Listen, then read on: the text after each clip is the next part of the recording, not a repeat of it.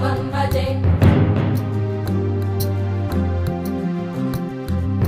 कालभैरवाष्टकं पठन्ति ये मनोहरं ज्ञानमुक्तिसाधनं विचित्रपुण्यवर्धनं शोकमोहदैन्यलोभकोपतापनाशनं ते प्रयान्ति कालभैरवाङ्घ्रिसन्निधिं ध्रुवं काशिकापुराधिनाथ कालभैरवं भजे काशिकापुराधिनाथ कालभैरवं भजे कालभैरवं भजे